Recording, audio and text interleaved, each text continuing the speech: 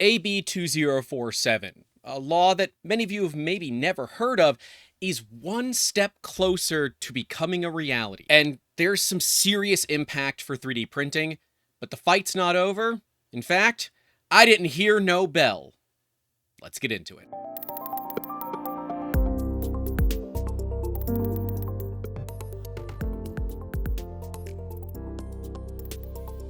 Before we get too deep, I want to thank David Tobin and the entire team behind this. Your efforts to ensure that the data presented is real, factual, and up-to-date is astounding. And if you do want to follow everything that is going on with AB 2047 and what will likely be other bills like it, you can go visit the3dprintingnerd.com/AB2047 or, whatever specific law you would like to find. But the big talk today is about AB 2047, which is one step closer to being codified. The fight is not over. On June 23rd, it passed the Senate Judiciary Committee, not without some speed bumps, we should say. And while David Tobin, Marlene from Thangs, and so many others, I saw you there, Steve Builds, showed up in masses. They were up against a pretty serious enemy in this case, EveryTown. EveryTown is a nonprofit that serves to make legislation around gun control. The thing is, though, it's controlled by the Bloombergs. I just let that one set in for a little bit. Why do we want billionaires telling us what we can and can't do with our equipment? To be clear, this has and will never be about actual gun control. So let's just get that out of our minds right now. It is about control of what you can and cannot do with your machines. Because at the end of the day, one cannot determine the intention of a shape. And a shape, as we all know, can easily be modified. Just ask the US Patent and Trademark Office about their design patents and the troubles they go through there. Tobin and others pointed out that ghost guns are already illegal. What are you going to do? Make them more illegal? This is what the main sponsor had to say. But the second part of your question about it already being illegal, I believe under the leadership of Assemblymember Gibson, we did outlaw the printing of ghost guns. Yes, you did. We've seen across the state that they continue to be printed. It's a hard thing to stop, unlike our very strong laws that require manufacturers to put numbers on guns, make sure that you get a license for it. Guns that are sold through licensed dealers, these are printed in people's homes, and we are not able to track them. So I want to stop her there real quick. So they're fighting for further lawmaking because their current lawmaking they're claiming is not enough. Now, I want to be clear.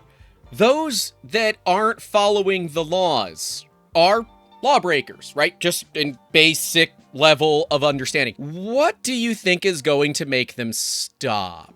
Because the machine snitching is not going to make them stop. They're going to find a way to keep the machine from snitching. You're playing this chicken and egg problem. Let's look at this practically. A kitchen knife. One that I've been injured from more than enough times to call it a little personal at this point. Kitchen knives don't require a background check, aren't serialized. I believe you have to be over 18 to buy them. I don't know for sure, but they are way less regulated. The kitchen knife is a tool, but it can also be used for crime. So why are we regulating that? See, they've already made the production of ghost guns illegal. They've made use of them illegal. Why are we continuing to go down the path of controlling what we can and can't do as makers? I'd love to know your thoughts down below, because as far as I'm concerned, you can't really make something illegal more illegal. That's not how this works. I may be wrong, but in order to allow for the printing that people are talking about here today, I don't know that it will be foolproof in preventing all printing, but we are going far in making sure that we can stop as many ghost guns from being printed as possible, and I think that's critically important.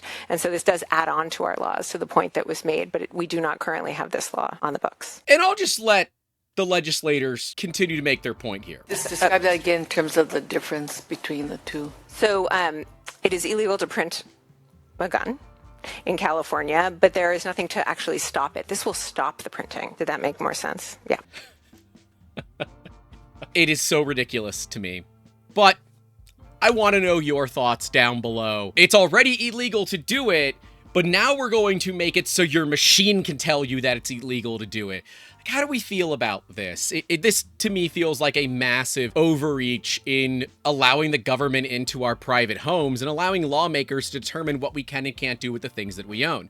This comes down to like a right to repair, right to ownership, right to modify, just general Mangus and Moss levels of what you can and can't do. But I want to be clear, the fight is not over. This Tuesday, June 30th, one of the final times for you, yes, you and us, the people, to get their voices heard is happening. The address, the time, all of that will be in the pinned comment down below. So if you can make it out to this event, we want you there. We want you to talk about your experiences, and we want you to show your opposition, because this bill needs to die on the floor, because it gets very complicated if implementation actually is required. See, they want you to think that it's about gun control. EveryTown, who is sponsoring this bill, they themselves even stated in one of their town hall meetings that this is to keep teenagers from 3D printing firearms and shooting up schools. A $250 3D printer can now produce the core components of a firearm. And a teenager in their bedroom can be armed outside of the regulatory system. A 16-year-old in San Diego allegedly bought a 3D printed firearm to school last month. And law enforcement said that after they arrested him, they found evidence including a 3D printer and an MCD machine gun conversion device, indicating that he had been printing the 3D guns and supplying them to others. And the problem is that today it's so easy, given the technological innovations that have occurred, it's so easy to print firearms that it can be done by a 14-year-old child with no special technical training. And I don't know about any of you, but if I had a teenager and they were able to fully 3D print a firearm in their bedroom without you as a parent knowing, that's on you for being a shitty parent. At the end of the day, this comes down to what your rights are and what you can do. There are companies backing this, with one of the largest being FSNA. Now, Fangs has since been sold off of FSNA. It was bought by Shapeways, with Marlene at the helm of it all. She was actually present recently at the voting for this bill for the Senate committee to voice her opinion as someone who has a bit of experience in this industry as well. Today I'm asking you to oppose AB 2047 because it raises serious technical, privacy and economic concerns. This law would require manufacturers to build monitoring systems into general fabrication tools. This misunderstands how the 3D printing works. A design would have to be checked against a database of prohibited parts before printing. Before print instructions are sent to the printer itself does not have access to original geometry, so it cannot determine whether a part that it's producing is illegal or legal.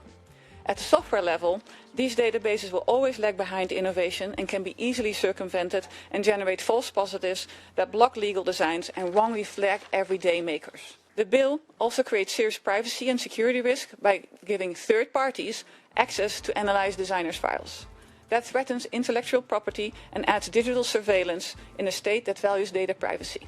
Entrepreneurs, educators, engineers and small businesses rely on open access to 3D printing and 3D design and for tools to teach, build and innovate and earn a living. We've been working closely with Tobin and others on this bill over here in Florida. There's not much we can do here in Florida, but I want to remind you, the name of the company that is sponsoring it, it's EveryTown. Do you get it?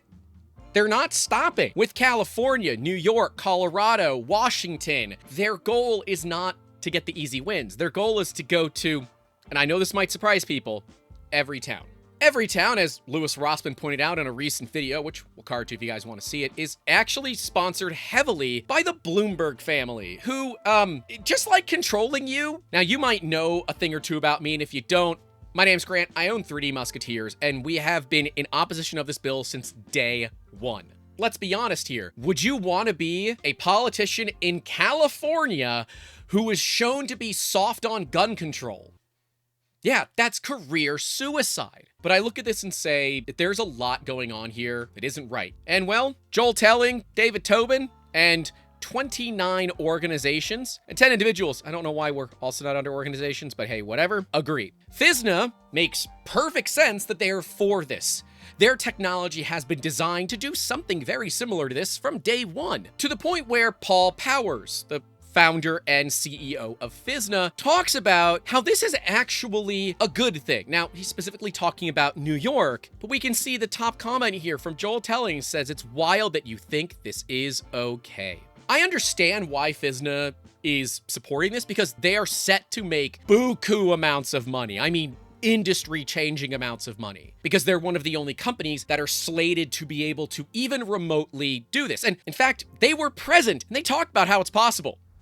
Geometric search is the ability to find 3D models by their physical shape, not by text labels, file names, or tags. Geometric search, on the other hand, lets you ask a fundamentally different question. Find me everything that looks like this. You give the system a model and even a photo from your phone, and it returns parts that match by shape. The output is not just exact matches, it is similar parts. Detection is robust enough so that bad actors who rotate the file, resize it, or break it into pieces, hoping to evade detection, are detected. Geometric search is mature, it's deployed, it is ready to be applied to this problem. And of course, David Tobin has tons to say about it. And if you want to hear a more free-form discussion about all of this, we'll card to the actual podcast where we had David Tobin on, and who knows, we might have him on this weekend as well. So stay tuned and get subscribed if that's the kind of thing that you want to see. It is all about intention. What if I wanted to take a firearm component and put Hello Kitty on it? They claim that all this technology is possible, and I'm here to tell you, it's not. And even further, it's protected speech. CAD files, source code, and even in some cases, G-code itself has already been ruled to be protected by the First Amendment. It's not about guns. It's about controlling what you can and can't do with your 3D printer. For years, we've been telling you all to keep your printers offline because something that is offline doesn't snitch. We also have issues with not just our First Amendment, but we have our Fourth Amendment, which is unlawful search and seizure because they're searching private things and then they're taking the data. It's unlawful search and seizure.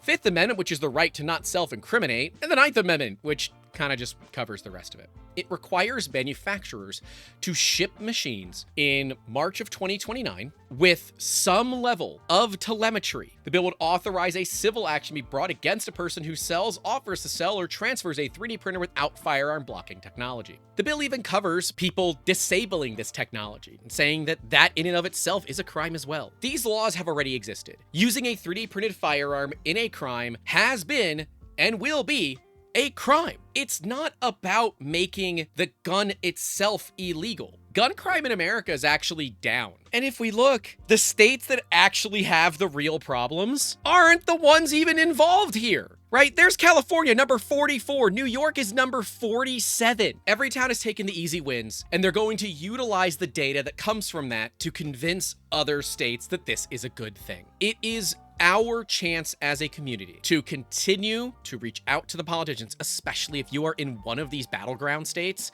that are dealing with these problems. And if you're not, that's okay too. I think 3D Printing Nerd has a phenomenal website all about this, where you can just email the Senate, BCC them, give them the letter, and tell them why you oppose. This is the first step. If you live in California, please do reach out to your lobbyists, to your lawmakers. Show up to these events where you can. It starts with a list of firearm components. Easy ones, right? But then it goes into, well, what about drones? What about robots? You have to realize that this directly impacts FIRST robotics teams. It directly impacts schools, maker spaces. It directly impacts the outreach work that we do here at 3D Musketeers, the outreach work that we do at the Sanjay Mortimer Foundation, and the outreach work that a lot of you might do by going to events and supporting this. But I believe it's important that if you do have a business in this industry, that you join the organization's signatories list. And if you're an individual, join that list too. There's no reason not to. And yes, there's tons of fiscal issues dealing with this as well. This doesn't even get into the medical side, 3D printing concrete? What about 3D printing homes? What about product designers like 3D Musketeers? What about education, jewelry, fashion, entertainment, films, props? California is home to master prop makers. It's going to be a problem because, well, a lot of the props used in movies happen to look like firearms. It's fiscally irresponsible to go after this. And quite frankly, there's so many technical failures associated with this, and the impact negatively on the economy that this will have is excessive. If you are a lawmaker that is concerned about this issue, whether you are worried about the impact of 3D printing firearms will have on your constituents, or if you're trying to learn more about it, whether you're a lobbyist, lawyer, law enforcement officer, I don't care. Reach out to us. I am the resident Florida man. Somebody who has experience with firearms, someone that has experience with 3D printing. Not necessarily 3D printing firearms because we don't possess an FFL and that's not what we do. I'm happy to educate as much as I can. But I do not believe under any circumstance that this is about 3D printing firearms. It is about control of what you do with the products that you own. If a teenager 3D prints a firearm, that's a parenting problem. It takes like 3 days, guys. This isn't like something that happens overnight and they have a perfectly working firearm, no matter what EveryTown might actually show in their Q&A section because they have no idea what a 3D printed firearm actually looks like. But again, I want to know your thoughts down below. A shape does not determine functionality. A shape doesn't have intention. Something that looks some way might not be that way. This might look like a firearm component. It's not. It's a part for our camera gear. I don't believe that manufacturers want this at all because it means they now have to make extra SKUs just for one state. And you have to remember that state has the 4th largest economy in the world. If this actually passes in its current form, this is going to be a problem. I do want to give a huge thank you to those channel members whose names is right next to me at the $5 tier and higher. Thank you for the support that you bring to the channel to make videos like this. I've done my best to maintain a more professional atmosphere in this video for you all, less cussing and things like that, because it is important. And there's a requirement for some level of professionalism. And I hope that you all understand that as well. If you do want to have a more uncensored discussion about this, you can join our Discord at the $10 tier and higher. While it is pay gated, it is very much focused toward the business owner and helping them get their business from where it is to where they want it to be. And if that's you, hey, $10 a month. But if you did like this kind of content, like, subscribe, share, all those things. Hype, if that's still a thing. I don't actually know. That is all we have for you all today. Stay safe out there. Don't forget to call your loved ones and your politicians, because we should add them to the list for now. And as always, keep making awesome. Have a good one.